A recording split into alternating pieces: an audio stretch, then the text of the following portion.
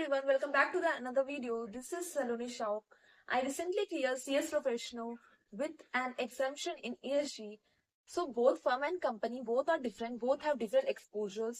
आप समझ सकते हो कि फर्म जो होती हैं वो डिफरेंट क्लाइंट को हैंडल करती है और डिफरेंट टाइप ऑफ वर्क उन्हें अलॉट होता है, तो आप वो काम को सीख सकते हो उधर पे। अगर कंपनी का एक बात करें तो कंपनी आपको वही एक्सपोजर दे सकती है जो उसके ऊपर एप्लीकेबल है।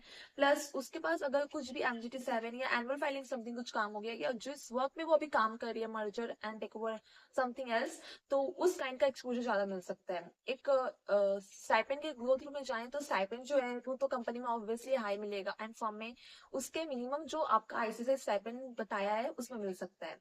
अब यहाँ पे एक जो मेजर पॉइंट है कि आप स्टाइपेंड के पास जाओ या फिर आप एक्सपोजर के लिए जाओ। आपको लॉन्ग टर्म में सोचना है तो आपको एक्सपोजर के लिए जाना चाहिए, और आपका अगर लगता है फाइनेंशियली थोड़ा वीक है कंडीशन एंड आपको फाइनेंशियली थोड़ा स्ट्रांग होना पड़ेगा अभी, तो आप एक स्टाइपेंड के लिए जा सकते हो। कंपनी में थोड़ा इधर उधर तो होता है कि फार्म और कंपनी में वाई एवरीवन चूज फार्म, उसके पीछे भी एक रीजन है। ये एक्सपोजर ही मेन रीजन है। आप जब अपना फील्ड में उतरोगे, आप कंपनी में चूज करोगे और अपने कलीग से बात करोगे तो मेजर तो डिफरेंस नहीं दिखेंगे, बट यही होगा कि आपको बेसिकली जो काम होगा वो रूटीन नेचर का होगा, आप कुछ नया नहीं सीख पाओगे। मैंने अभी रिसेंटली फर्म में ही ज्वाइन किया है और मुझे वहाँ का एक्सपोजर बहुत अच्छा लग रहा है, क्योंकि मुझे रूटीन बेस्ड काम करने का उतना मन नहीं करता। मुझे लगता है कि मुझे कुछ नया सीखना चाहिए, क्योंकि 21 मंथ से अगर मैं एक ही चीज को काम को सीखूंगी तो आई डोंट थिंक कि मैं उतना एक्सपैंड कर सकती हूँ अपने नॉलेज को एंड वेल वर्स हो सकती हूँ। आपको एक नीश एरिया भी खोजना है तो भी आपको एक अच्छा फॉर्म में चूज करना होगा कि वो मेजरली वो काम कर रहे हैं, जैसे NCLT का काम, IBC का काम,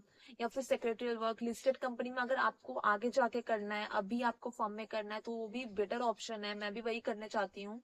आप एक ऐसे फर्म में ज्वाइन हो सकते हो जहाँ पे लिस्टेड कंप्लायंसेस ज्यादा हैंडल हो सकते हैं होते होंगे, तो आप वहां पे भी चूज करोगे। तो आप अभी फर्म में करके आप एज अ एम्प्लॉय आप काम करना चाहते हो ना कंपनी, तो वो भी बेटर ऑप्शन रहेगा। और बहुत लोग कोशिश करते हैं कि एट द इनिशियल स्टेज आप फर्म में काम करें, तो उसके लिए आपको एक मिनिमम टाइम पीरियड लेके चलना होगा 5 years तक, कि आप उस टाइम में अपने पेरेंट्स को ये बता सके कि उस पीरियड में आपका उतना इनकम नहीं हो सकता, क्योंकि आप अपने क्लाइंट को, अपने नेटवर्किंग को बढ़ाते हो। ये तो मेजर क्वेश्चन है जो रैंडमली बहुत सारे एस्पिरेंट्स का दिमाग में आता है कि फर्म या कंपनी चूज करूं। आई होप सो कि मैंने इस वीडियो में आपका ये डाउट को क्लियर किया हो। अगर आपको कुछ भी डाउट रहता है तो प्लीज कमेंट मी डाउन, मैं जरूर आपका हेल्प करूंगी। If you like this video then do comment, subscribe, like and share.